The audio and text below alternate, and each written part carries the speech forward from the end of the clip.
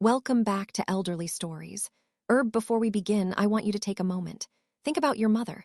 Think about the sacrifices she made for you. The late nights, the worried glances, the dreams she might have put on hold for your happiness. Now, I want you to imagine looking that woman in the eye and telling her, "I'm tired of you." It's a chilling thought, isn't it? For most of us, it's an unthinkable sentence.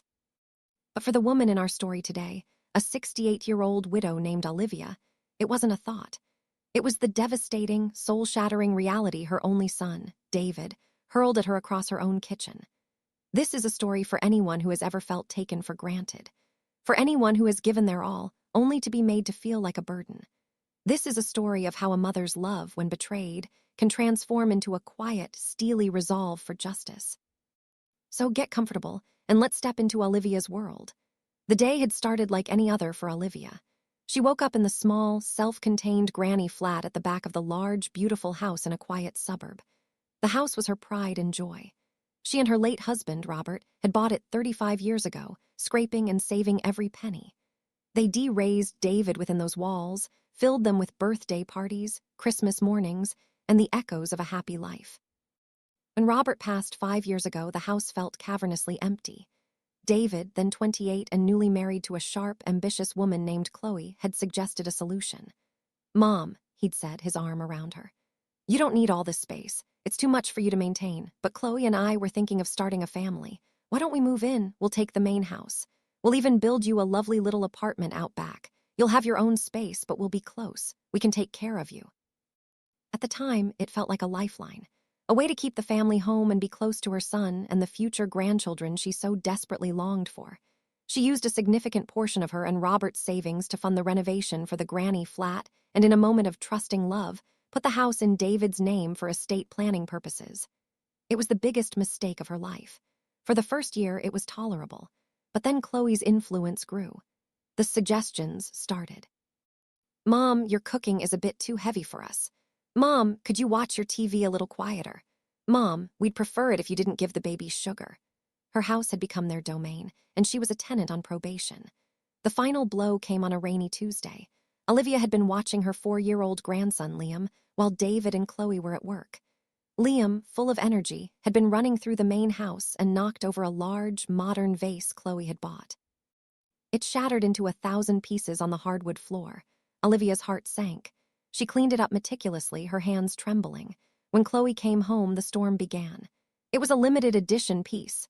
Chloe's voice was a shriek that carried through to the garden. "That was over $2,000. She doesn't watch him properly, David. She's careless. She lets him do whatever he wants." Olivia, hearing the commotion, came in from her flat, wringing her hands. "I'm so sorry, Chloe." "It was an accident. Liam was running and he just slipped. I'll replace it." "Replace it?" Chloe scoffed, turning on her. "With what, your pension? This is exactly what I'm talking about, David. There's no respect for our things, for our space. This isn't working." David, who had been silent, his face a mask of stress, looked from his furious wife to his pleading mother. Olivia saw the conflict in his eyes, and for a moment she thought he would defend her. He would remember the thousands of times she'd cleaned up his messes, bandaged his knees, soothed his fears. But he didn't. He took a deep breath and looked directly at Olivia. "Mom," he said, his voice cold and flat.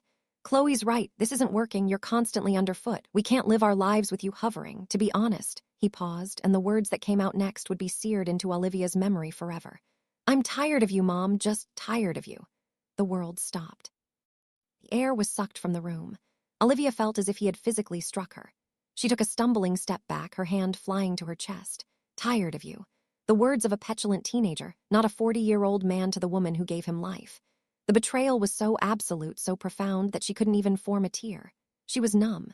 She looked at her son's face and saw no regret, only a weary resentment. She saw Chloe standing behind him, a faint, triumphant smirk playing on her. Without a word, Olivia turned and walked back to her granny flat. She closed the door softly behind her, leaning against it as the silence of the small space enveloped her. The grief was a tidal wave, threatening to drown her. But then something else began to stir in the depths of her despair. It wasn't anger, not yet. It was something colder, clearer. It was resolve. In that moment of profound heartbreak, a lifetime of sacrifice was weighed and found worthless in the eyes of her own child. And Olivia, for the first time in her life, decided she was tired, too. Tired of being a doormat. tired of being a burden, tired of the disrespect. She walked to her small desk, pulled out a leather-bound journal, a gift from Robert on their last anniversary together, and opened it to a fresh page. She picked up her favorite fountain pen, the one he'd given her, and with a hand that no longer trembled, she wrote a single sentence. "If I am a burden, then I shall relieve you of it." The game was on. The numbness lasted for 3 days. Olivia moved through her small routine like a ghost, making tea, watering her plants, watching the birds from her little patio. She avoided the main house, and David and Chloe, perhaps feeling a flicker of shame, avoided her. The only contact was a note slipped under her door from Chloe, detailing a new schedule for using the shared laundry room so their paths wouldn't unnecessarily cross. Each petty rule, each day of silence, was another log on the fire of Olivia's resolve. The initial, paralyzing grief was hardening into a core of diamond-hard determination. She was going to leave, but she wasn't going to slink away into some retirement home, defeated and broken. No, if they wanted her out of their lives, she would grant their wish in a way they would never, ever forget. Her first order of business was to understand what, if anything, was legally hers. She had signed so many papers at David's urging when they built the granny flat. "Just formalities, Mom," he'd said. She needed a lawyer, but she couldn't use her usual one. He was a family friend. This required absolute secrecy and discretion. One afternoon, under the guise of attending her weekly book club, a cover story she maintained meticulously, Olivia took a bus downtown to a legal clinic. She sat in a sterile waiting room, her heart pounding, feeling like a spy in her own life.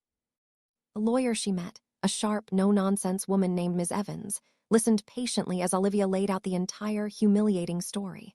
When Olivia finished, near tears but holding them back with immense willpower, Ms. Evans leaned forward, her expression unreadable. "Mrs. Pembroke," she began, her voice calm, "the first thing we need to do is establish your property rights. You said you put the house in your son's name. Do you have any of the paperwork from that transaction?" Olivia's heart sank. I don't know. David handled all of that. He said it was for my own good to avoid probate." Ms. Evans nodded slowly. "It's a common tactic, but often a risky one. We'll need to see those documents. Do you have access to his office or his files in the house?" A spark of her old self, the mother who used to find hidden Christmas presents and secret report cards, flickered to life. "The office in the main house," Olivia said. "He has a filing cabinet. He's not very organized." "Chloe is, but she's at her yoga class on Thursday mornings and David is at work." "Good," Ms. Evans said. "This Thursday, be careful. Don't take anything, just take pictures. We need to see what you signed." The plan felt dangerous, thrilling. That Thursday, her hands were icy as she used the key she still possessed, a fact they'd apparently forgotten, to let herself into the silent main house. It felt alien to her now, the furniture all Chloe's stark, modern taste, the photos on the walls only of David, Chloe, and Liam. No trace of her or Robert remained. It was as if they had been erased. She crept into the home office. The filing cabinet was, as predicted, a mess. Her heart hammered against her ribs as she riffled through folders, her eyes scanning for her name. And then she found it, a thick folder labeled Estate Mom. Her hands trembled as she pulled it out. There were the documents she'd signed without truly reading. And then, tucked in the back, she found something else. A handwritten letter from David to Chloe, dated over 2 years ago. Her eyes, against her better judgment, scanned the page. "Once the old bird is gone, we sell this place, take the equity, and buy that waterfront property we always wanted. The granny flat will be a great selling point. Just have to be patient a little longer." The old bird. The words blurred on the page. It wasn't just a moment of anger. It was a long-term, cold-hearted plan. They had been waiting for her to die. They saw her not as a mother, but as an obstacle to their dream home. The last vestige of maternal guilt and doubt evaporated, replaced by a cold, clean fury. She took pictures of everything, the deed, the trust documents, the damning letter. She placed the folder back exactly as she found it and returned to her flat, her body trembling not with fear, but with righteous anger. She emailed the pictures to Ms. Evans. The response came the next day. "Mrs. Pembroke, you need to come in. There's something you need to see." Sitting in Ms. Evans's office again, the lawyer pointed to a clause in the trust document. "This is interesting. While the house is in David's name, this granny flat as an addition was built with your separate funds, correct? And this clause here, which your son likely didn't fully understand, establishes it as a life estate for you. It means you have a legal right to live in that specific part of the property for the rest of your life. He cannot legally force you out. Olivia stared, a flicker of hope igniting. So I can stay. You can, Ms. Evans said. But from what you've told me, do you want to? Olivia thought of the shadow she had become in her own home. The coldness, the letter, the old bird. No, she said, her voice firm. I don't. Good, Ms. Evans replied, a slight, grim smile on her face. Because while he can't force you out, your life estate interest is a cloud on his title. It makes the property very difficult to sell without your consent. And that, Mrs. Pembroke, gives you leverage. A slow, understanding smile spread across Olivia's face for the first time in weeks. Leverage. So, Olivia said, her voice steady. What are my options? Ms. Evans leaned forward. Well, Mrs. Pembroke, you wanted to relieve them of their burden. Let's talk about how we can do that in a way that severs the tie completely. The path was becoming clear. It was time to stop being the victim and start being the architect of her own future. To be continued. What would you have done in Olivia's situation? Would you have tried to talk it out, or was the betrayal too deep? Let me know in the comments below. And if you're just joining us, welcome. Comment below where you're watching from. The silence that fell after Olivia closed her door was more deafening than any shout. It was the silence of a paradigm shifting, of a world order being overturned. For David and Chloe, the familiar landscape of their lives, where they were the benevolent providers and Olivia the dependent, had just been vaporized. They were left standing in the wreckage, holding a lawsuit. Olivia, inside her flat, did not gloat. She simply breathed.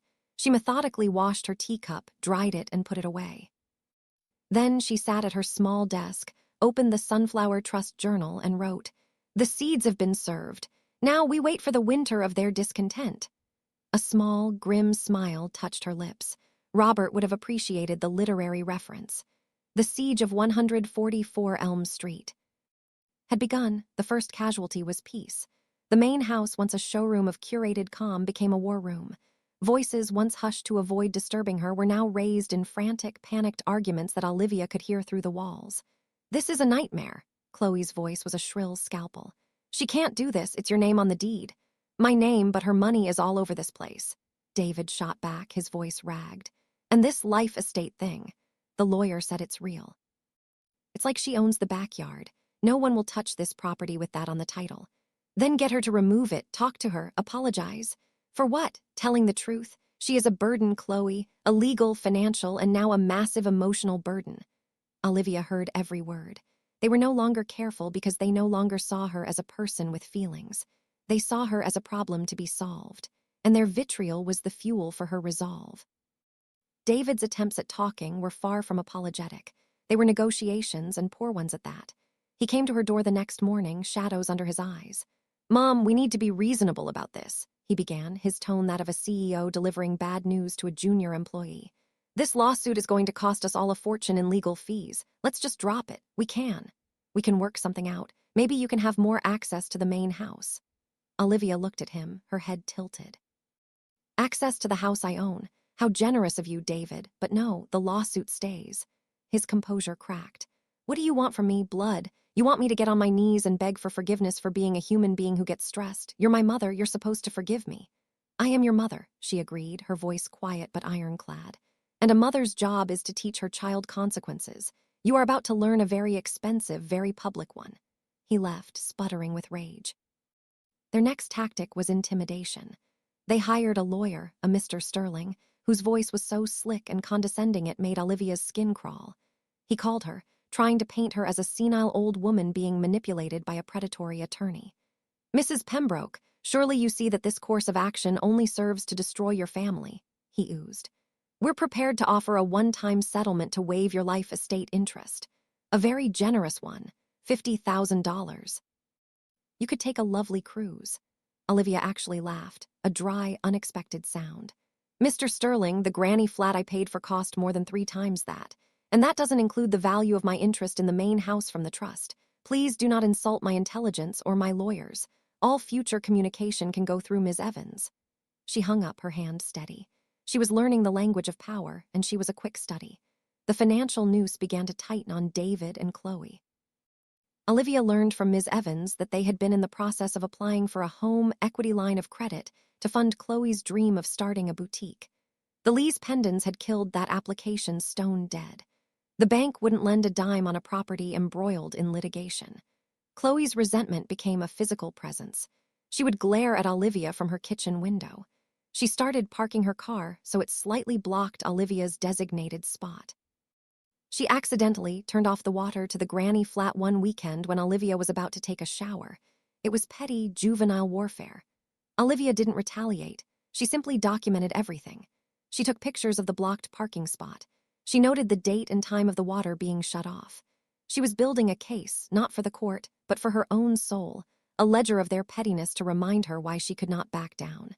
The most poignant moments were with Liam.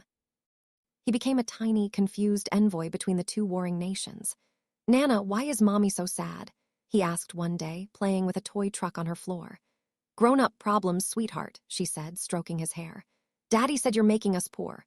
Olivia's breath hitched. The cruelty of it to weaponize a child. She pulled him onto her lap. "Liam, listen to me. Nana is not making anyone poor. Nana is just making sure that everything is fair. Do you understand what fair means?" He nodded, his big eyes serious. "It means everyone gets a turn." "Yes, my love," she whispered, her eyes stinging. "Everyone gets a turn." The siege wore on for weeks. The vibrant tension of the initial confrontation faded into a grinding, exhausting stalemate. The main house looked increasingly unkempt. The lawn went unmowed. The light in David's eyes, the ambitious spark, seemed to have been extinguished. Chloe's sharp, polished exterior became frayed. They were losing. They were trapped in a beautiful prison of their own making, and the warden was the little old lady in the backyard who refused to die, refused to break, and refused to go away. Olivia, meanwhile, was flourishing. The fight had given her a purpose. She started walking every day, building her strength. She researched coastal towns online with the focus of a general planning an invasion. She found a lovely, small community in Maine with a library, a farmer's market, and a view of the ocean. She even contacted a realtor there, a cheerful woman named Brenda, who sent her listings of cozy apartments. One evening, as she was looking at a picture of a sun-drenched living room with a view of the sea, her phone rang. It was Ms. Evans. "Olivia," she said, her voice holding a note of triumph. "I just heard from Mr. Sterling. They're ready to talk. Seriously this time." Olivia looked from the picture of her potential future back to the dark, looming shape of the main house. "Tell them," Olivia said, a profound sense of calm settling over her. "I'm listening." The walls were about to come down. The talk was not a cozy family meeting. It was a deposition, scheduled in the cold, beige conference room of Ms. Evans's law firm. Olivia dressed with care, choosing a simple but elegant navy blue dress she hadn't worn in years and a single string of pearls Robert had given her. She wanted to look every bit the formidable matriarch, not the downtrodden mother-in-law. Across the wide, polished table, David and Chloe looked like they hadn't slept. David's suit was rumpled, his tie slightly askew. Chloe, usually impeccably put together, wore a strained expression and a sweater that looked like it had been pulled from the bottom of a hamper. Their lawyer, Mr. Sterling, sat between them, his slick demeanor barely concealing a layer of irritation. Ms. Evans, by contrast, was a vision of calm professionalism. "Shall we begin?" she said, not waiting for an answer. "We are here to discuss a global settlement to resolve the pending litigation and clear the title to the property at 144 Elm Street." Mr. Sterling launched first. "My clients have endured significant emotional distress and financial hardship as a result of these baseless claims. However, in the interest of family harmony, they are prepared to be exceedingly generous." He slid a single sheet of paper across the table. "They will pay Mrs. Pembroke $150,000 in exchange for the immediate relinquishment of her life estate and the dismissal of all claims with prejudice." Olivia didn't even look at the paper. She kept her eyes on her son. David refused to meet her gaze, staring fixedly at a spot on the table. Ms. Evans picked up the paper, glanced at it, and set it down with a dismissive flick of her wrist. "The funds my client provided for the construction of the granny flat and the kitchen renovation exceed $250,000. Furthermore, the Sunflower Trust entitles her to no less than 40% of the net proceeds from the sale of the primary residence. Based on the current market appraisal, that figure is approximately $400,000. Your offer is not generous. It is an insult." Chloe sucked in a sharp breath. $400,000? That's insane." "That's our money. David, tell them." David finally looked up, his eyes bloodshot. "Mom, be reasonable. That money is for our future, for Liam's future." It was the wrong thing to say. Olivia leaned forward, her voice low but clear, cutting through the sterile air of the room. Do not use my grandson as a bargaining chip. My future was this house. My future was living out my days near my family. You and your wife made it abundantly clear that my future is an inconvenience to yours. So we are no longer talking about family. We are talking about assets, and my assets, David, are not yours. The room went silent. Mr. Sterling cleared his throat. Perhaps we can agree on a number in the middle, 275. 500, Ms. Evans said coolly. And my client retains the right to be the exclusive listing agent for the sale of the property. That's outrageous, David exploded, slamming his hand on the table. You can't just sell our house out from under us. It is not your house, Olivia said, her tone glacial. Not entirely. And given that your actions have made it impossible for you to sell it, the only logical solution is for me to do it for you. I will ensure it fetches top dollar. You will receive your share free and clear. Consider it me, relieving you of your burden. The phrase hung in the air, throwing his own cruel words back at him. He paled. The negotiation dragged on for 2 more hours. It was a brutal, grinding process of numbers and clauses. Ms. Evans was a pit bull, conceding nothing. Mr. Sterling, realizing his clients had no leverage, eventually switched to damage control, fighting for a quicker closing timeline and a higher percentage for David and Chloe. Through it all, Olivia was a silent pillar of strength. She watched her son, this stranger she had created, slowly dismantle his relationship with her for money. He argued over percentages, over who would pay for the staging, over the realtor's commission. He fought for every dollar while his mother sat 5 feet away. The last shred of hope she'd secretly harbored, that he would break down, apologize, and beg for reconciliation, withered and died. This was a business deal now, and she was a formidable businesswoman. Finally, an agreement was reached. Olivia would receive a lump sum of $480,000 from the sale, representing her contribution and her share from the trust. David and Chloe would receive the remainder. Olivia would be the listing agent, with full control over the pricing, marketing, and showing of the home. They would have 60 days from the signing of the agreement to vacate the property. The life estate and the lawsuit would be dropped upon the successful closing of the sale. They all signed the thick stack of documents. Scratch of the pens was the only sound. As they stood to leave, David finally spoke to her directly, his voice hollow. I hope you're happy. Olivia looked at him, truly looked at him, and felt not anger but a profound, bone-deep sorrow. Happy, she repeated softly. No, David, I am not happy. I am free. She turned and walked out of the conference room with Ms. Evans, leaving her son and his wife in the cold, beige room with the ruins of their inheritance. The deal was done. The house was hers to sell. The final act of her liberation was about to begin. The for sale sign going up in the front yard was the final, undeniable proclamation of Olivia's victory. It was bright, bold, and stood as a monument to her reclaimed power. She chose a realtor, a dynamic young woman named Maria, and together they became a whirlwind of activity, a stark contrast to the funereal atmosphere inside the main house. David and Chloe, bound by the legal agreement, were forced to cooperate. They had to keep the house spotless for showings, had to disappear with Liam for hours on end while strangers traipsed through their home, critiquing their taste, peering into their closets. It was an exquisite form of psychological torture, and Olivia administered it with the precision of a master. She took a savage pleasure in the staging. She asked Maria to prominently feature the old, framed photos she provided, pictures of her and Robert building the garden, of a young David playing in the very living room now being judged by potential buyers. She was subtly reminding everyone, especially her son, of the true history of the house. The open house was scheduled for a bright Sunday afternoon. Olivia, from her granny flat, watched the parade of cars arrive. She saw couples, young families, all of them imagining their lives within those walls, unaware of the silent war that had been waged there. She decided to make an appearance. Dressing in a stylish, comfortable pantsuit, she walked calmly into the main house. The transformation was startling.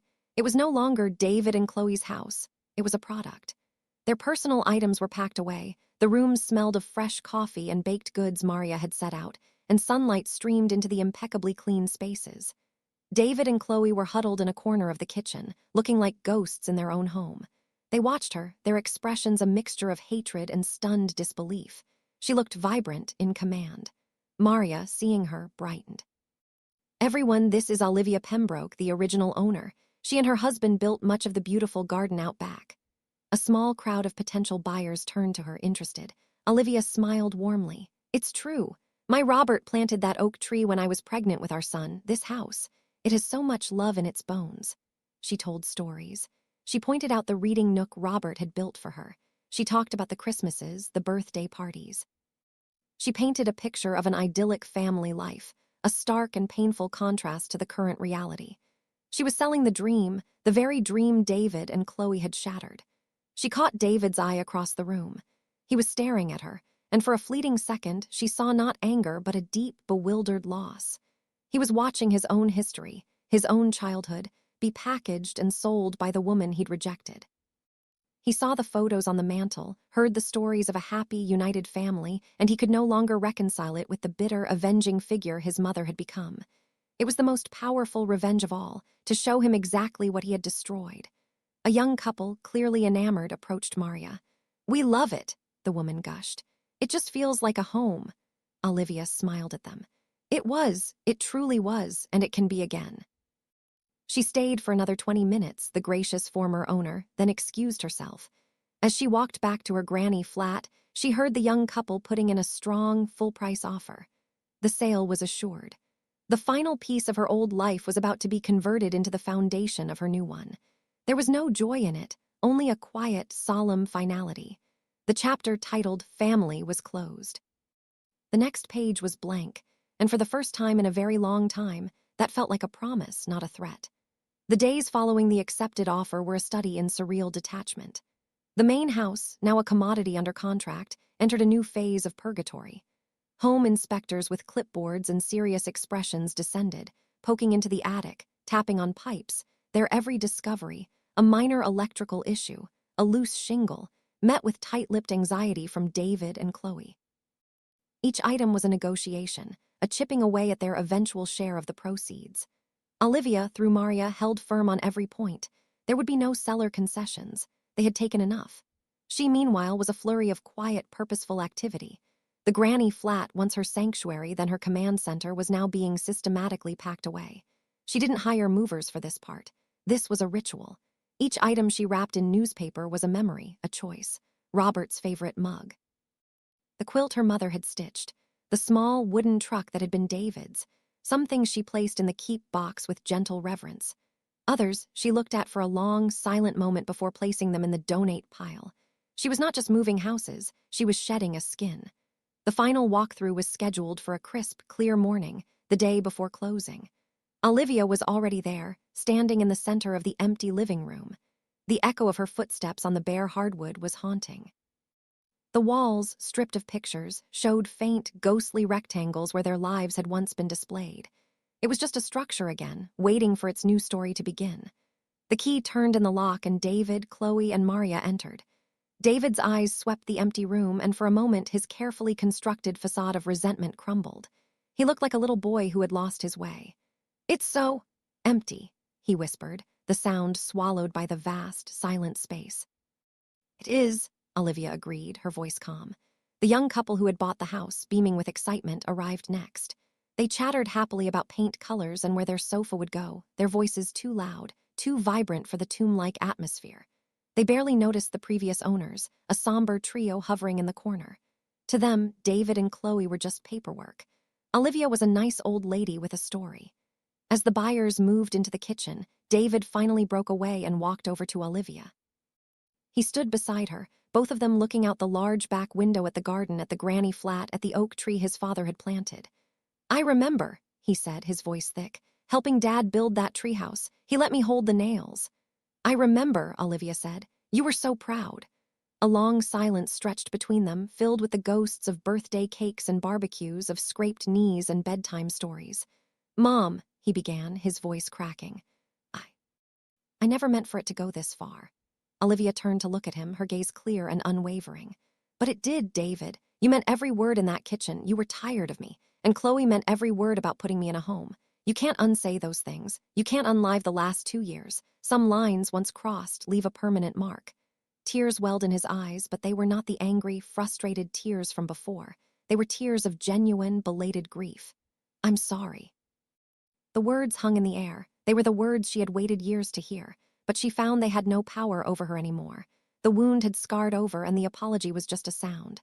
"I know you are," she said softly, "but sorry doesn't rebuild, it just acknowledges the wreckage." She reached into her purse and pulled out a small, sealed envelope. She handed it to him. "This is for you, don't open it until you're in your new place." He took it, his fingers trembling slightly. "What is it?" "A piece of your father," she said, "and a piece of me." Before he could say more, the buyers came back, smiling. "Everything looks perfect, we're so excited." The moment was broken. David nodded, shoving the envelope into his pocket, his mask of stoicism slipping back into place. The formalities were concluded. Hands were shaken, keys were handed over, and just like that, it was done. Olivia walked out of the house for the last time. She didn't look back. She got into the rented car that was packed with her few remaining boxes and drove away from Elm Street, from the granny flat, from the oak tree. She didn't feel triumphant. She didn't feel vengeful. She felt light, as if she had been carrying a boulder for decades and had only now set it down. She was driving east, toward the coast, toward the small, sunny apartment she had bought with the proceeds of her old life. She had a view of the ocean waiting for her. She had a library to visit, a market to explore. She had peace. In the rearview mirror, the house grew smaller and smaller until it disappeared. She wasn't leaving a home. She was escaping a prison, and the wide, open road ahead was the sweetest freedom she had ever known. The salt-kissed air was the first thing that greeted Olivia when she stepped out of her car in the coastal town of Seabrook, Maine. It was a tangible thing, filling her lungs, a clean, sharp contrast to the stagnant, heavy air of her old life. Her new apartment was on the second floor of a converted Victorian house, painted a cheerful sky blue with white trim. It was small, but it was hers. Wholly, completely, irrevocably hers. The first week was a blissful blur of solitude and discovery. She unpacked her few boxes, placing Robert's photo on the mantel overlooking the living room, which also served as her dining room and study. The window there was the reason she'd bought the place, a large, panoramic view of the relentless gray-blue Atlantic. She would sit for hours, wrapped in a blanket, watching the waves crash and recede, their rhythm a soothing balm to her spirit. There was no tension here, no whispered arguments, no feeling of being a trespasser. She joined the local library and volunteered to help with their weekly story hour for children. She found a quiet joy in reading to a captivated audience of toddlers who knew nothing of lawsuits or betrayals, who only cared about the voices she made for the dragons and the princesses. She started a small container garden on her sunny balcony, planting herbs and, of course, sunflowers. Money from the sale, a sum that still felt abstract and enormous, was safely invested, providing a comfortable income that would last her the rest of her days. It wasn't just money, it was security. It was the power to say no to anything she didn't want and yes to anything she did. It was the embodiment of the dignity David and Chloe had tried to strip from her. Weeks turned into a month. One rainy afternoon, as she was organizing a closet, she found a box she'd labeled David. It was filled with the artifacts of his childhood: report cards, little league trophies, faded drawings. She had thought about throwing it all away, but in the end, she couldn't. She sat on the floor and went through it, not with bitterness, but with a quiet, archival sadness. She was preserving the memory of the boy he had been, separate from the man he became. At the very bottom of the box, she found a copy of the letter she had given him at the final walkthrough. She had kept a draft. She unfolded it and read her own words, written in her steady, cursive hand. "David, if you are reading this, then the sale is complete, and you are in your new home. I hope it brings you the happiness you could not find in the old one. Enclosed is a cashier's check for $50,000. This is not from the sale. This is from the sunflower trust your father left for me. He named it for the flowers I love because he said I always turned my face to the light. He set it up to protect me, and in a way it has also protected a part of your inheritance from the worst of this. I want you to have this, free and clear with no strings attached. Use it for Liam's education or for a fresh start. This is not a reward. It is a lesson, the last one I will ever give you. Your father's love and mine was never conditional. It was not something you had to earn or could lose through bad behavior. It was a constant. It was your true inheritance. You chose to trade it for what you thought was control, for what you thought was freedom from a burden. But a burden is a thing you carry unwillingly. A legacy is a thing you carry with pride. You confused the two. I have found my peace by the sea. I have my sunflowers, my books, and the memory of your father, which is a comfort, not an anchor. I have my dignity. That is my inheritance, and it is more valuable than any house. I will always love the boy you were. I have made peace with the man you are. Do not contact me again. This chapter is closed. Be well, David. Be a better father to Liam than you were a son to me. Mom, she folded the letter and placed it back in the box. She felt no anger, no regret. It had been the right thing to do. It was the final act of severance, laced with a grace they had never shown her. She was not giving him money. She was giving him a mirror. And the reflection he would see for the rest of his life would be his own. That evening, Olivia walked down to the beach. The sun was setting, painting the sky in strokes of orange and purple. She took off her shoes and felt the cold, damp sand between her toes. She walked along the water's edge, the waves washing over her feet, pulling the sand out from under her, a constant, gentle reminder that nothing is permanent. She was alone, but she was not lonely. She was at peace. A young couple passed her, laughing, their hands linked. An older man threw a stick for his dog. A child shrieked with joy as a wave chased her. Life, in all its messy, beautiful complexity, went on. Olivia Pembroke, the betrayed mother, the avenging angel, the quiet survivor, looked out at the endless horizon and smiled. She had lost her son. She had lost the home she built. But in losing everything, she had found herself. And that was the ultimate inheritance.